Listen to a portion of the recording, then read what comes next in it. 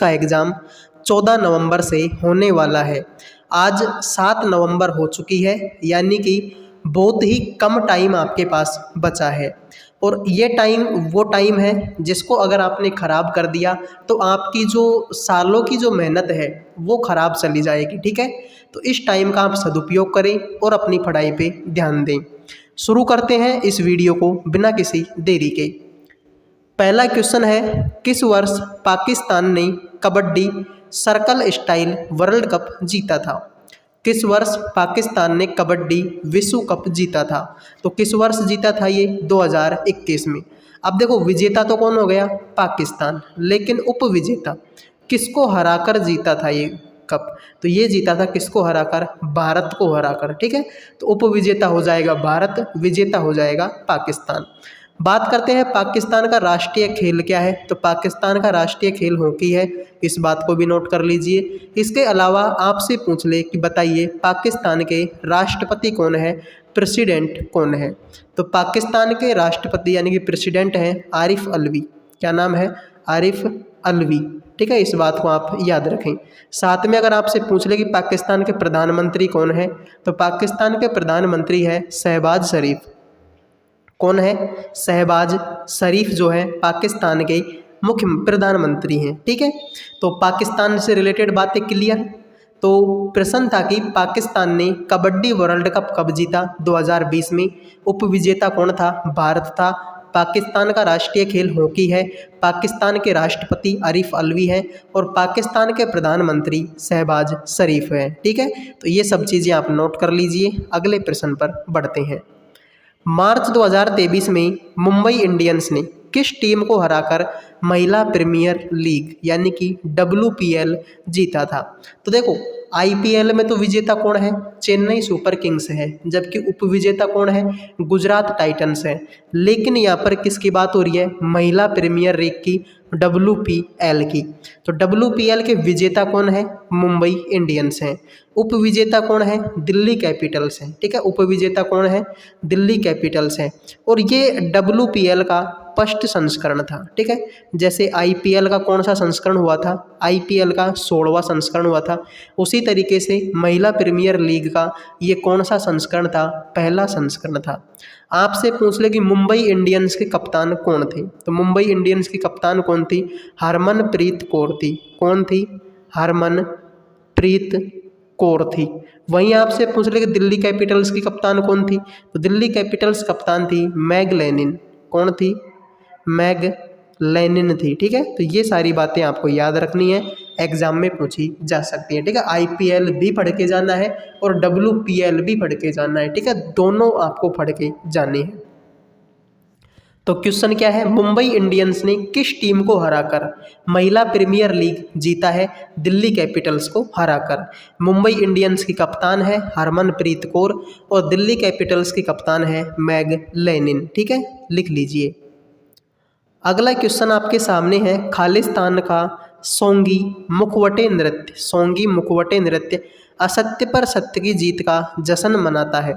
इस नृत्य का नाम दो नृत्य कलाकारों द्वारा पहने जाने वाले शेर के मुखौटे से लिया गया है, जो भगवान विष्णु के एक पहलू नरसिम्हा को दर्शाता है। तो सब बातों को छोड़ो, अगर आपको इतना पता है कि मुखौटा नृत्य किस राज्य का है, तब आप इस क्वेश्चन का आंसर बिल्कुल करेक्ट कर दोगे। तो मुखौटा नृत्य किस राज्य का है? महाराष्ट्र का है।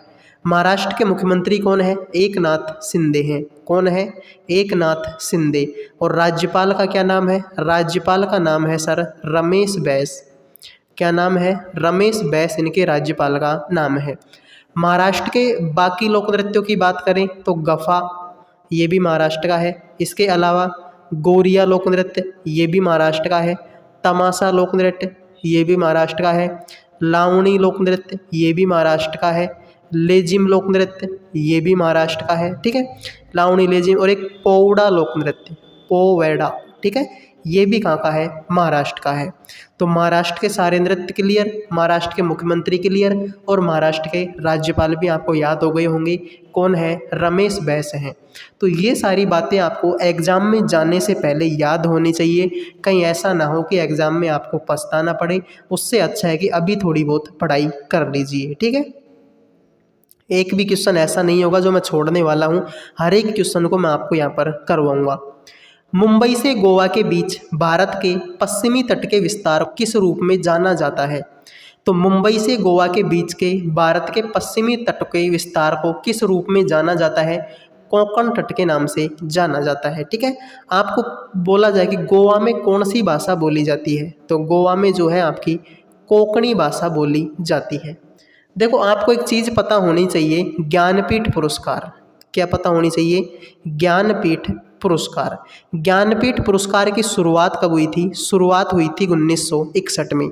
आपसे कोई पूछ ले कि पहला ज्ञानपीठ पुरस्कार कब दिया गया था, तो पहला ज्ञानपीठ पुरस्कार दिया गया था 1965 में। ठीक है, ज्ञानपीठ पुरस्कार की शुरुआत कब हुई? तो शुरुआत हुई सर कब? 1961 में। पहली बार कब दिया गया? 1965 में।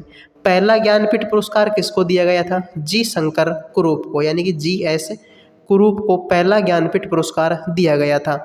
ये किस भाषा के कवि थे? ये मलयालम भाषा के कवि थे। फिर आपसे पूछ ले कि बताइए 57वां ज्ञानपीठ पुरस्कार किसको दिया गया? तो 57वां ज्ञानपीठ पुरस्कार 2022 में दिया गया था। किसको? दामोदर माउजे को दिया गया था। किसको? दामोदर माउजे को दिया गया था।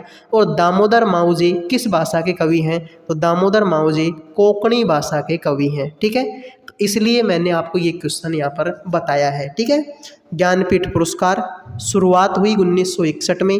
पहला ज्ञानपीठ पुरस्कार दिया गया 1965 में। किसको दिया गया? जी शंकर कुरूप को। किस भाषा के कवि थे? मलयालम भाषा के कवि थे। 57वां ज्ञानपीठ पुरस्कार कब दिया गया? 2022 में। किसको दिया गया? दामोदर माउजे को दिया गया। किस भाषा के कवि थे? कोंकणी भाषा के कवि थे। तो ये सारी बातें आपको याद होनी चाहिए, तब जाकर आपको लगेगा कि हाँ यार अपनी तैयारी बेस्ट है। ठीक है, वरना तो कुछ नहीं होने वाला। ठीक है, एग्जाम में आजकल आपको पता है कि कट ऑफ जो है बहुत हाई जा रही है। आप जिस टाइम पर मौज मस्ती कर रहे होंगे उस टाइम पर भारत के किसी कोने में बैठकर कोई ना कोई स्टूडेंट पढ़ रहा होगा और वो आपसे आगे जाएगा। ठीक है, उत्तर दक्षिण गलियारा जो स्वर्णिम चतुर्भुज महाराजमार्ग का एक हिस्सा है, वह भारत के निम्नलिखित किन दो शहरों को जोड़ता है? उत्तर दक्षिण गलियारा जो स्वर्णिम चतुर्भुज महाराजमार्ग का एक हिस्सा है, वह भारत के निम्नलिखित किन दो शहरों को जोड़ता है? तो वो जोड़ता है किसको? श्रीनगर और कन्याकुमारी को जोड़ता है। किसको जोड़ता है? श्रीनगर और कन्याकुमारी को जोड़ता है स्वर्णिम चतुर्भुज महाराजमार्ग। ठीक है, उत्तर प्रदेश सरकार द्वारा दूध उत्पादन को बढ़ावा देने के लिए शुरू की गई योजना का क्या नाम था? मोस्ट इम्पोर्टेंट क्वेश्चन है। ठीक है, उत्तर प्रदेश सरकार द्वारा दूध उत्पादन को बढ़ावा देने के लिए शुरू की गई योजना का क्या नाम है? नंद बाबा दुग्ध मिशन योजना। नंद बाबा दुग्ध मिशन योजना। उत्तर प्रदेश के मुख्यमंत्री योगी आदित्यनाथ, राज्यपाल का क्या नाम है?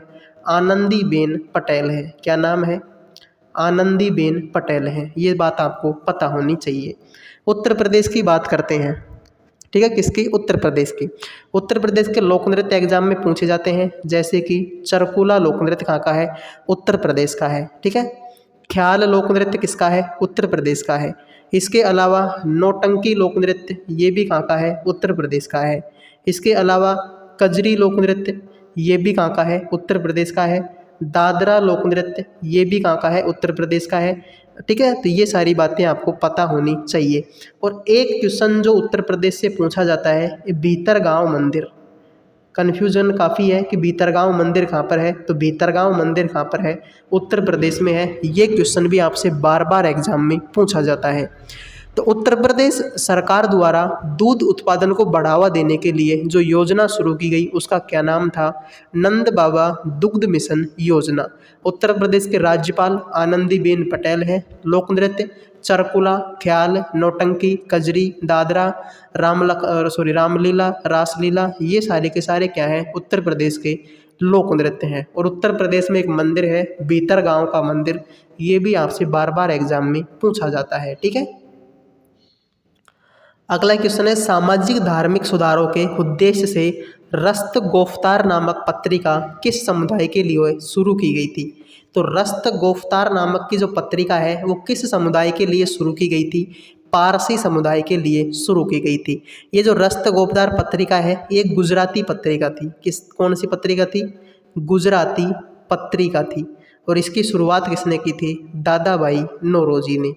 किसने की थी? दादा भाई नौरोजी ने जो है इसकी स्थापना की थी। तो ये बात भी आपको पता होनी चाहिए। 8वां क्वेश्चन है, मानव विकास रिपोर्ट 2021-22 के अनुसार 191 देशों में भारत का कौन सा स्थान है? तो 191 देशों में से भारत का कौन सा स्थान है? 132वां। आपसे पूछ ले कि पहले स्थान पर कौन है, तो पहले स्थान पर है स्विट्जरलैंड। कौन है? स्विट्जरलैंड पहले स्थान पर है। और 191 देशों में भारत की रैंक कितनी है? 132वीं है। ठीक है, लिख लीजिए। अगला क्वेश्चन है, परमाणु संख्या 35 वाले किस रासायनिक तत्व में तीक्ष्ण गंध वाला गहरा लाल भूरा तरल होता है? तो तीक्ष्ण गंध वाला गहरा लाल भूरा तरल किस में होता है? ब्रोमीन में होता है। ब्रोमीन से क्वेश्चन आएगा एकमात्र अधातु। ठीक है, एकमात्र अधातु। देखो, एक तो धातु होती है, एक अधातु होती है। तो एकमात्र अधातु है जो द्रव अवस्था में पाई जाती है। और वहीं आपसे पूछ ले कि एकमात्र धातु ऐसी कौन सी है जो द्रव अवस्था में पाई जाती है? वो है आपकी कौन सी? मरकरी। ठीक है, तो एकमात्र ऐसी धातु जो द्रव अवस्था में पाई जाती है वो तो है मरकरी। और एकमात्र अधातु जो द्रव अवस्था में पाई जाती है वो है कौन सी? ब्रोमीन। ठीक है, तो ये बात भी आपको पता होनी चाहिए। निम्नलिखित में से कौन सी आत्मकथा संबंधित क्रिकेटर से सही ढंग से मेल नहीं खाती है? Straight from the heart Kapil Dev की पुस्तक है, बिल्कुल ये बात आपकी सही है। The test of my life from cricket to cancer and back Yuvraj Singh की बायोग्राफी है, बिल्कुल क्लियर है। Playing it my way VVS Laxman, तो ये आपका गलत है। प्लेइंग इट माई वे किसकी है? सचिन तेंदुलकर की है। किसकी है? सचिन तेंदुलकर की बायोग्राफी है। क्रिकेट डिसलाइटफुल मुश्ताक अली की है, बिल्कुल सही है। तो प्लेइंग इट माई वे जो है सचिन तेंदुलकर की बायोग्राफी है, याद रख लीजिए।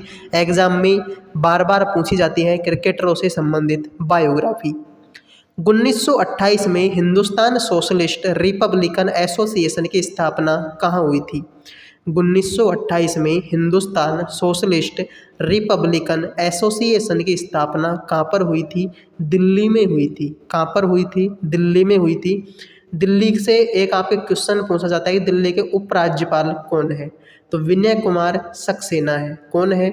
विनय कुमार सक्सेना। वहीं आपसे पूछा जाता है कि अक्षरधाम मंदिर कहाँ पर स्थित है? अक्षरधाम मंदिर कहाँ पर है? तो ये भी आपका कहाँ पर है? दिल्ली में है। ठीक है, अक्षरधाम टेम्पल। ठीक है, अगला क्वेश्चन, निम्नलिखित में से किसे यूरोपीय नाट्य तकनीकों में को भारतीय नृत्य में अपना नृत्य अपनाकर नृत्य की एक मिश्रित शैली बनाने के लिए जाना जाता है? यूरोपीय नाट्य तकनीकों को भारतीय शास्त्रीय नृत्य में अपनाकर नृत्य की एक मिश्रित शैली बनाने के लिए किसको जाना जाता है? उदय शंकर को जाना जाता है। ठीक है, उदय शंकर को। यामिनी कृष्णमूर्ति आपको पता ही होगा, ये आपके भरतनाट्यम और कुचिपुड़ी नृत्य से संबंधित है। सोनल मानसिंह, ये भी आपके भरतनाट्यम और ओडिसी नृत्य से संबंधित है। ठीक है, तो ये सारी बातें आपको पता होनी चाहिए। ठीक है, भारतीय नृत्य का जन्मदाता बोला जाता है किसको? उदय शंकर को। भारत के संविधान का कौन सा अनुच्छेद राष्ट्रपति कार्यों के निष्पादन में राष्ट्रपति को सहायता और सलाह देने के लिए प्रधानमंत्री की अध्यक्षता में मंत्रिपरिषद का प्रावधान करता है? ठीक है, कौन सा अनुच्छेद राष्ट्रपति के कार्यों के निष्पादन में राष्ट्रपति को सहायता और सलाह देने के लिए प्रधानमंत्री की अध्यक्षता में मंत्रिपरिषद का प्रावधान करता है? तो राइट आंसर हो जाएगा आर्टिकल नंबर 74। कोई पूछ ले कि आर्टिकल नंबर 77 में क्या है? तो भारत सरकार के कार्यों का संचालन। 77 में क्या है? भारत सरकार के कार्यों का संचालन किसमें है? आर्टिकल नंबर 77 में। कोई पूछ ले आर्टिकल 71 में क्या है? तो राष्ट्रपति व उपराष्ट्रपति के निर्वाचन से संबंधित विवाद। राष्ट्रपति व उपराष्ट्रपति के निर्वाचन से संबंधित विवाद। किससे संबंधित? निर्वाचन से संबंधित विवाद किसमें है? 71 में। और आर्टिकल नंबर 72 में क्या है? राष्ट्रपति की क्षमादान की शक्ति। राष्ट्रपति की क्षमादान की शक्ति किसमें है? 72 में। ठीक है, तो 71 में क्या है? भारत सरकार के कार्यों का संचालन। 77 में। 71 में क्या है? राष्ट्रपति व उपराष्ट्रपति के निर्वाचन से संबंधित विवाद। और 72 में क्या है? क्षमादान की शक्ति। तो ये सारी बातें जो हैं आपको पता होनी चाहिए।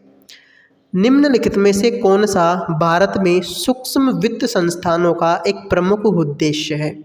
तो भारत में सूक्ष्म वित्त संस्थानों का एक प्रमुख उद्देश्य है वित्त समायोजन को बढ़ावा देना और निर्धनता निवारण। ठीक है, वित्त समायोजन को बढ़ावा देना और निर्धनता निवारण है। ठीक है, अगस्त 2021 तक भारत में कितनी शास्त्रीय नृत्य शैलियाँ संगीत नाटक अकादमी द्वारा आधिकारिक तौर पर मान्यता प्राप्त थी? तो संगीत नाटक अकादमी के द्वारा कितनी आधिकारिक तौर पर मान्यता प्राप्त नृत्य हैं भारत में? शास्त्रीय नृत्य कितने हैं? 8 हैं। कौन कौन से हैं? भरतनाट्यम, ठीक है, कुचिपुड़ी, ठीक है, कुचिपुड़ी, कथकली, कथकली, इसके अलावा मोहिनीअट्टम, फिर हो जाएगा आपका कथक, एक हो जाएगा ओडिसी और एक कौन सा हो जाएगा? मणिपुरी। ठीक है, तो ये है भारत के कितने classical dance? 8 classical dance. Bharatanatyam, Kuchipudi, Kathakali, Mohiniyattam, Kathak, Odissi. ठीक है, तो ये है भारत के कितने शास्त्रीय नृत्य? टोटल 8 क्लासिकल डांस हैं भारत में। ठीक है, तो ये सारी बातें जो हैं आपको पता होनी चाहिए। बार बार लगातार एग्जाम में ये जो क्लासिकल डांस हैं पूछे जाते हैं। तो क्लासिकल डांस कितने हैं? 8 हैं। और एक आपसे पूछे शास्त्रीय भाषा कितनी है? तो शास्त्रीय भाषा कितनी है? 6 है। सॉरी, एक शास्त्रीय नृत्य और बच गए आपका सत्रिया। ठीक है, सत्रिया। तो अब हो गए आपके 8 क्लासिकल डांस। ठीक है, और शास्त्रीय भाषा कितनी है? 6 है। किस प्रक्रिया को कभी कभी न्यूनीकरण विभाजन कहा जाता है? क्योंकि यह शुक्राणु और अंडे बनाने के लिए गुणसूत्रों की संख्या को समान संख्या में आधा कर देता है। किस प्रक्रिया को कभी कभी न्यूनीकरण विभाजन कहा जाता है? क्योंकि यह शुक्राणु और अंडे बनाने के लिए गुणसूत्रों की संख्या को सामान्य संख्या से आधा कर देता है। अर्धसूत्री विभाजन इसको बोला जाता है। क्या बोला जाता है? अर्धसूत्री विभाजन। त्रिमुखी, पंचमुखी, सप्तमुखी और नवमुखी जैसे तालों की रचना करने का श्रेय किस भारतीय संगीत दिग्गज को दिया जाता है? ठीक है, त्रिमुखी, पंचमुखी, सप्तमुखी और नवमुखी जैसे तालों की रचना करने का श्रेय किस भारतीय संगीत दिग्गज को दिया जाता है? एल बाला मुरली कृष्णन को, एम बाला मुरली कृष्णन को दिया जाता है। एल नीनो क्या है? एल नीनो का तात्पर्य क्या है? गर्म जलधारा है। गर्म जलधाराएं कौन कौन सी है? एक तो अलास्का, आपसे पूछ रहे कि अलास्का कैसी जलधारा है, गर्म या ठंडी? तो गर्म जलधारा है। ठीक है, एक एल नीनो तो यहाँ पर हो ही गई। एक कुरोसिया, ठीक है, कुरोसिया, कुरोसिया की धारा। ठीक है, ये भी कैसी है? आपकी एक गर्म धारा है। ठीक है, गर्म जल धारा है, तो इसको आप लिख लीजिए। एल नीनो का क्या तात्पर्य है? एल नीनो क्या है? एक गर्म जल धारा है। ठीक है, अलास्का भी कैसी जल धारा है? गर्म जल धारा है। ठीक है, इसके अलावा आपसे पूछ ली गुवाहाटी के कामाख्या मंदिर के सबसे महत्वपूर्ण त्योहारों में से एक है। यह हर साल मानसून के मौसम में आयोजित किया जाता है, जब मंदिर तांत्रिक अनुष्ठानों के लिए 3 दिनों के लिए बंद रहता है।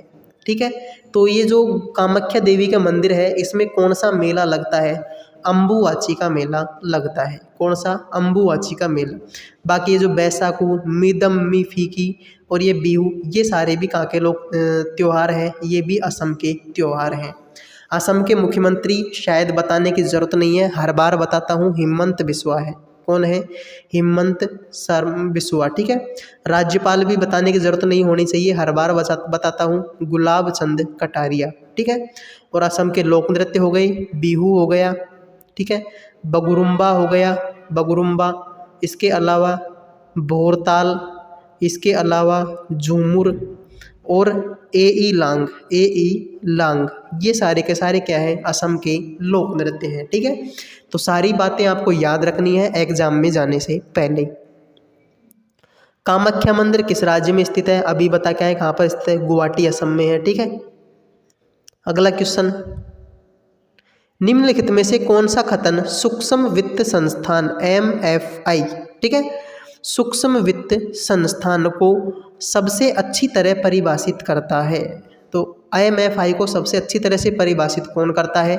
सूक्ष्म वित्त संगठन गैर लाभकारी संगठन है जो कम आय वाले व्यक्तियों और छोटे व्यवसायों को वित्तीय सेवा प्रदान करता है। बिल्कुल आपकी बात ये करेक्ट हो जाएगी, ठीक है।